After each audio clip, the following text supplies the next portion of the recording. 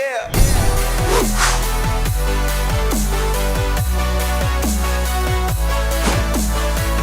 Welcome back to the Gridiron Expert, bringing you our game of the week for week 6. And it should be no surprise that our game of the week is just the second top 10 matchup of 2020, as the 7th-ranked Miami Hurricanes are traveling to Death Valley to take on the top-ranked Clemson Tigers. And I can promise you that about a month ago, if you had come up to me, or maybe tons of people across the nation, and said that when Miami and Clemson face off, it's going to be a top 10 matchup, and the Hurricanes are going to be the 7th-ranked team in the country, I can guarantee you that a lot of people would have told you were crazy. We knew Clemson would remain that top 10 team, but I don't think many people saw this coming out of Miami, at least this early in the season. It has been a fantastic start for Manny Diaz and the U. So we have a lot to cover in this game. A huge top 10 matchup, one that will greatly affect the ACC standings. So we're going to break down the offenses, the defenses, the keys to this game. And at the end, we are going to break down who we have winning this game and why. So first things first, let's take a look at the spread. Right now, Clemson is favored by 14 points over the Hurricanes. 2-touchdown favorite over the Hurricanes. And of course, that game brought to you, or that spread brought to you by BETNOW.EU, the place where we go for all of our spreads and all of our college football betting needs. BETNOW.EU, use our promo code GRIDIRON over there. You get a 100% sign-up bonus, and you can bet on anything. College football, NFL, MLB, playoffs are going on right now. NBA, whatever sport it is, they've got it, and they've got the best lines and best offers over there at BETNOW.EU. We've enjoyed working with them for over a week now. So make sure to check that out, and if you want to as well, sign up for our expert picks over on our website and use our expert picks over on BetNow. It's a win-win. You can't go wrong with that duo. So let's take a look at a little bit of history here between the Hurricanes and the Tigers. They don't meet very often.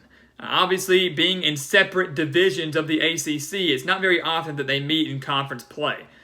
Due to the restructured scheduling, they got to meet this year. And it's great. I'm glad they are, because we're going to get a fantastic matchup on Saturday night. A primetime ABC game with College Game Day in town.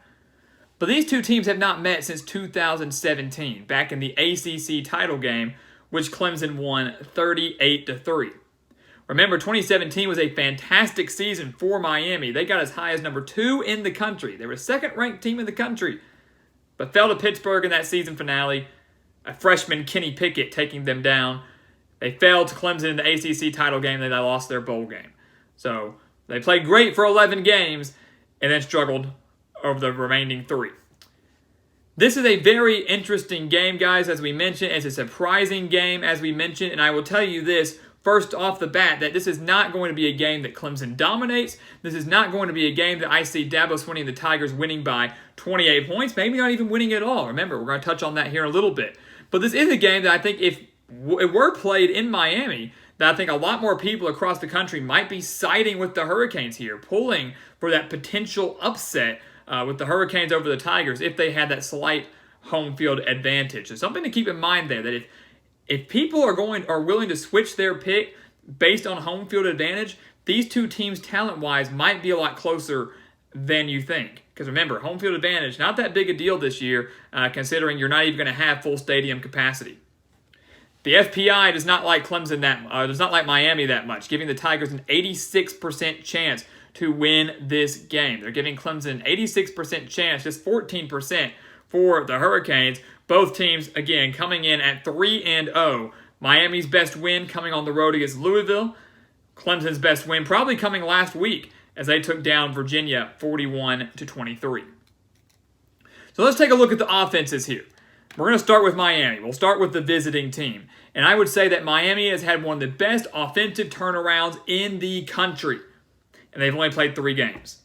They've only played 3 games, and I think they've had one of the best offensive turnarounds in the country. And we'll talk about D'Eriq King, but we've got to start with the mastermind behind the offense, and that's their offensive coordinator in Rhett Lashley. Unbelievable job this season.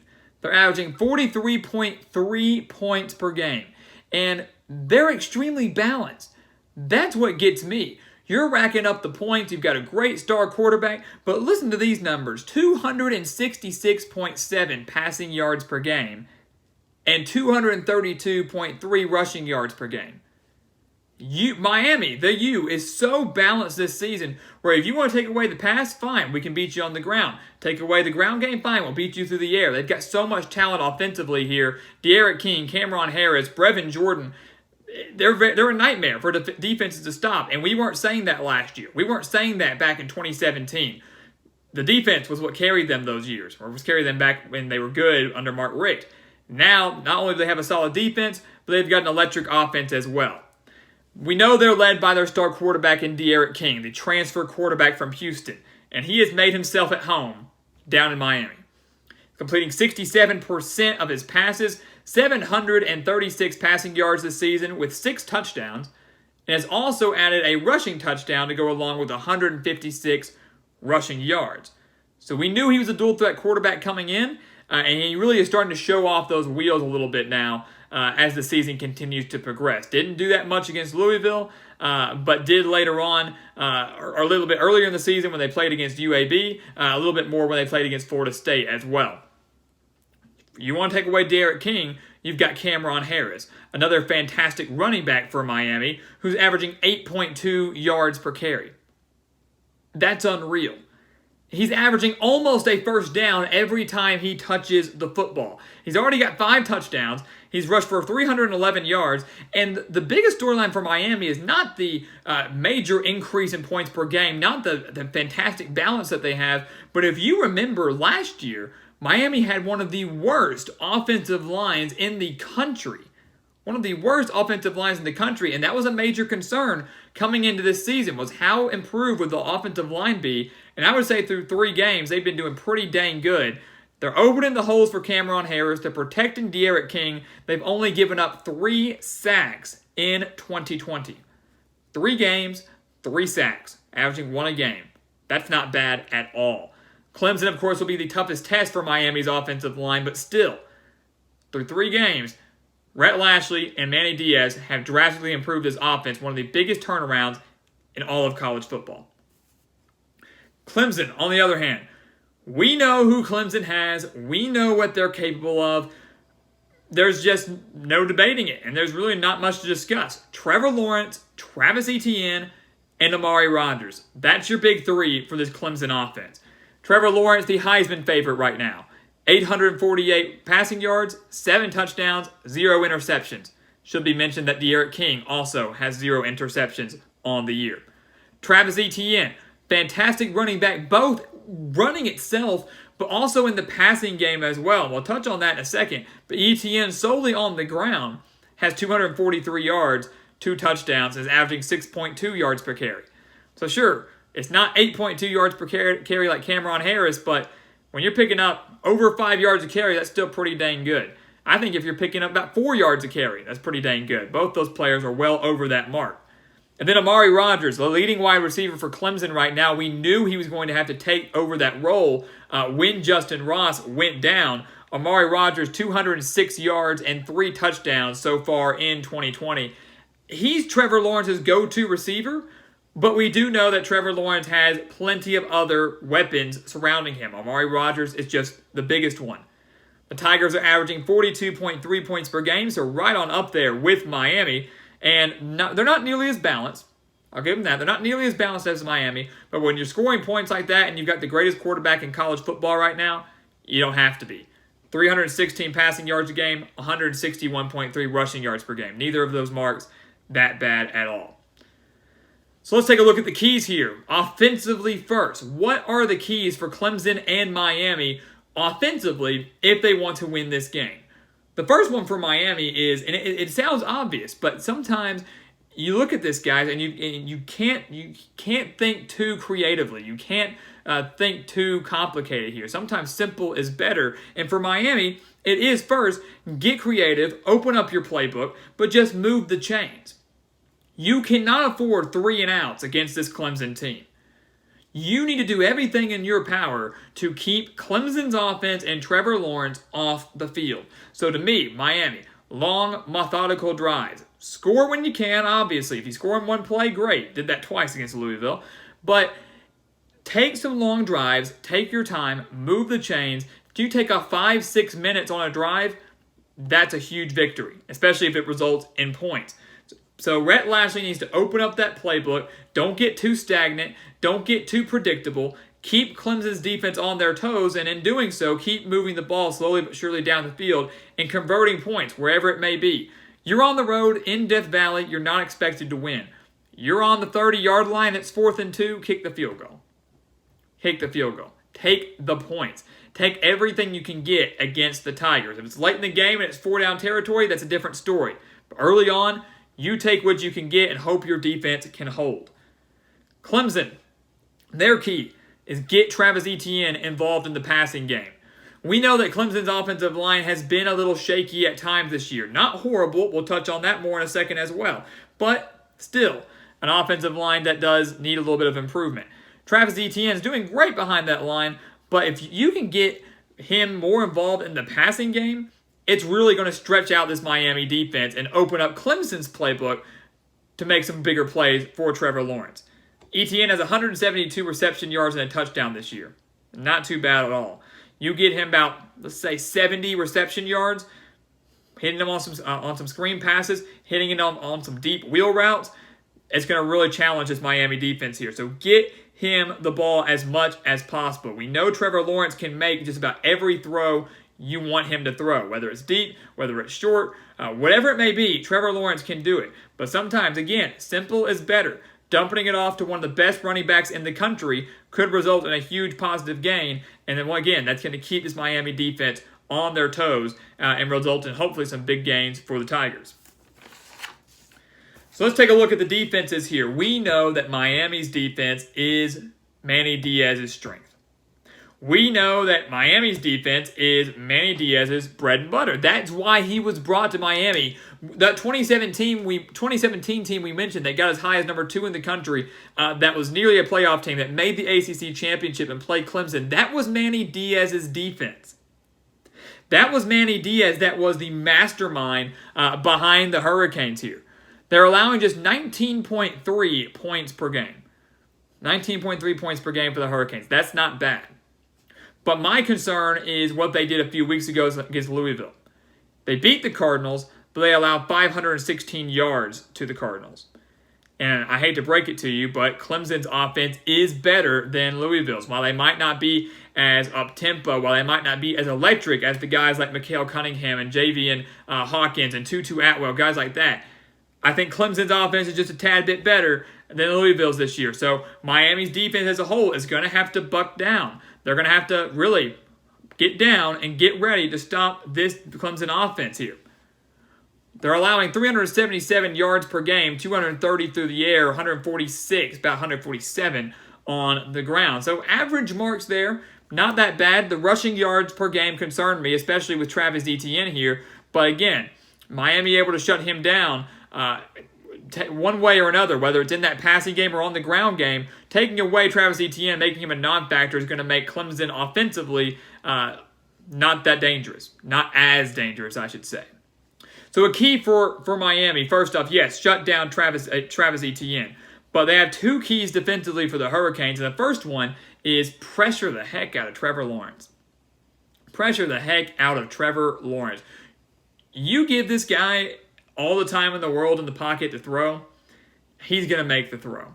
He doesn't make mistakes. At least he doesn't make mistakes often.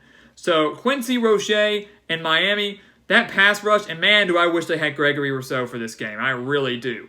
But Quincy Roche and this Miami defensive line are going to have to do everything they can to get past this Clemson offensive line and rattle Trevor Lawrence. Miami has 10 sacks this season. 3 games, they already have 10 sacks. That includes 6 sacks in their last game against Florida State. Keep in mind, Miami is coming off a bye week coming into this game in Death Valley. But 6 sacks in one game against the Seminoles, 10 sacks on the year. Clemson, they've allowed 6 sacks all season long. So something's got to give there. Will the Clemson offensive line hold strong, or will Miami bust through? And if they do, I don't think you're going to rattle Trevor Lawrence. When he gets hit, he just gets mad. Again, just ask Ohio State in the playoff last year. But you get back there and you force a fumble, you force a bad throw that could result in an interception, that's where things can really change, and really you could see a Miami upset here. And that's our second key for the Hurricanes, is force turnovers. Continue to force turnovers. More turnover chain, the better. The Hurricanes have forced 6 turnovers in 2020, so they're averaging about 2 a game here. Clemson, they don't turn the ball over that often. Trevor Lawrence has yet to throw an interception. Travis Etienne does not cough up the ball that often. So Miami's got to find a way to get some turnovers. Whether it's a normal way or a very different way. Whether that's by strip sacking Trevor Lawrence, whether that's by hitting his arm as he throws, whether that's laying out Travis Etienne. I don't care what it is, but you've got to find ways to win the turnover battle here on the road, because if you don't, you're not going to win. I can promise you that. Clemson, defensively, they're led by the best defensive mind in the game right now, Brent Venables. We know that. We've seen that for years on end now. The Tigers are allowing just 12 points per game. But last week against Virginia, they did allow 23 points and at times struggled against Brennan Armstrong and the Cavaliers. So I thought that was a very uninspiring performance from the Tigers, something that I'm sure Dabo Swinney was not happy about, and something that I'm sure he will certainly correct and will try to take out his anger on the Hurricanes on Saturday. But 12 points per game this year is a little bit concerning. Look again at the performance against Virginia. But the one thing that Clemson thrives at is stopping the run. And that's where I am a little bit concerned for CAMRON Harris and the Miami ground game. Clemson's only allowing 90 rushing yards per game this season. So I'm concerned for CAMRON Harris, but I'm going to kind of come full circle here and say we praise Miami for their balance, and that's why the balance is going to be so important on Saturday. Because if Clemson makes that run game a non-factor, you still have a passing game that's averaging over 260 yards per game, led by D'Eriq King, with plenty of decent receivers and pass catchers to lead the way. And CAMRON Harris will not get fully shut down. They can take a Clemson approach and get him involved in the passing game as well. So 90 rushing yards per game, Miami's not going to win it on the ground. I don't think they're going to have much success on the ground, which means they're going to have to rely a lot on D'Eriq King, as we expected. So the Clemson defense, their key is, as we just said, stop the run. But more than that, is you want to take away CAMRON Harris, that's fine. That obviously means that D'Eriq King is going to have to win the game through the air. What Clemson has to watch out for is you're not just stopping the run for CAMRON Harris, you're stopping the run for D'Eriq King as well. He's a dual threat quarterback. He's rushed for over 150 yards this season. To some people that doesn't sound like a lot, but for a quarterback through 3 games, it is. He's averaging 50 yards, about 50 yards per game as a QB, and that's pretty dang good. Do not let D'Eriq King escape the pocket if you're Clemson. Keep him contained in that little bubble, that little pocket right there. If you let him escape and take off on runs, if you let him extend plays, if you have a 3rd and 8 and you let him pick up 9, that hurts that defense big time. That is just a huge blow to that defense. And like Trevor Lawrence, if you give D'Eriq King time, he will make the play. He will make the play if you give him time in the pocket. He will make the play if he escapes the pocket and then can sit there for another 2-3 seconds scanning the field for his receiver. He's very elusive. So Dabo Swinney and Brent Venables, they've got to find a way to contain him, because if you don't, he's going to make you pay for it. D'Eriq King can make the throws in the pocket, but keeping him in the pocket is going to make life a lot easier for the Clemson defense. It's crazy to say that, but I can promise you that's exactly what will happen.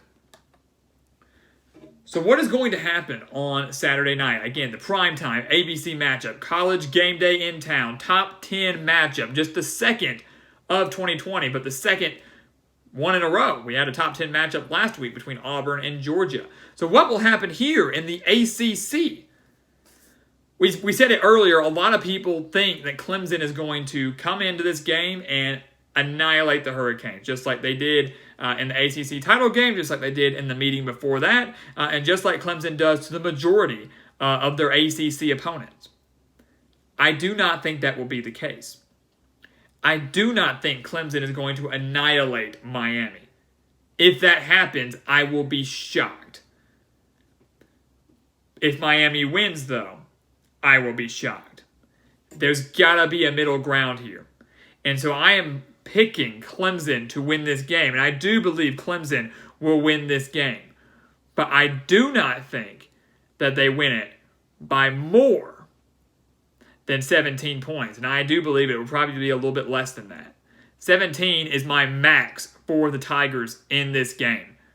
And what's going to happen in this one is that Clemson's defense is going to step up. We know Miami has the offensive capability to put up some points, to put up some yards, but Clemson will force the first interception on D'Eriq King this season. Mark it down. Clemson will force the first interception on D'Eriq King this season. Trevor Lawrence will throw for at least 300 yards in this game, and one that I think will be back and forth for the majority of the game, all the way into the fourth quarter, I believe. Clemson does pull away late and remains undefeated and remains the top-ranked team in the country. Now, Hurricane fans, you don't want to hear that. You're upset about that. But let me tell you what, if you take the top-ranked Clemson Tigers all the way to the fourth quarter and fall just short, you've got a pretty dang good football team, because not many guys can do that. You might not even fall out of the top 10 if you do that. This Miami Hurricanes team is legit. And let me tell you what, if that is exactly what happens on Saturday afternoon, the Hurricanes will be in a position to have a very, very good chance to have a shot at revenge over the Tigers later in December in the ACC championship game. Mark my words, if that's what happens, the Hurricanes are going to be looking pretty dang good and will look like legitimate contenders to meet up against the Tigers for the second time this year. And who knows, in December, with the way this year is going, they could be ripe for an upset. And that, of course, would send the entire college football world into a frenzy. But for this first matchup of 2020, Clemson takes the game by no more than 17 points. Again, I do believe it is less than that, but Clemson does get the win. But a very inspiring and encouraging performance from Manny Diaz and the Hurricanes to show that they are no pushovers, and they are very, very close to finally being back. So guys, thank you so much for watching us here at the Gridiron Expert on YouTube. As always, make sure to continue to like, comment, subscribe, and share our videos. Also, make sure to check out everything down in the description below. We have got so many offers and so much content to offer you. Stuff on our website, thegridironexpert.com. Sign up for those expert picks. Sign up for our newsletter. It just came out today, so make sure to check your inboxes. And sign up for that Patreon account as well for content you won't receive anywhere else but on Patreon. Follow us on our social media pages, Facebook, Instagram, and Twitter. And also make sure to follow us and use our promo code GRIDIRON over on BETNOW. So many great offers and opportunities over there that we have used for over a year now, and we want you to be able to use as well. So once again, guys, as always, thank you so much for watching, and we will see you next time right here on the Gridiron Expert.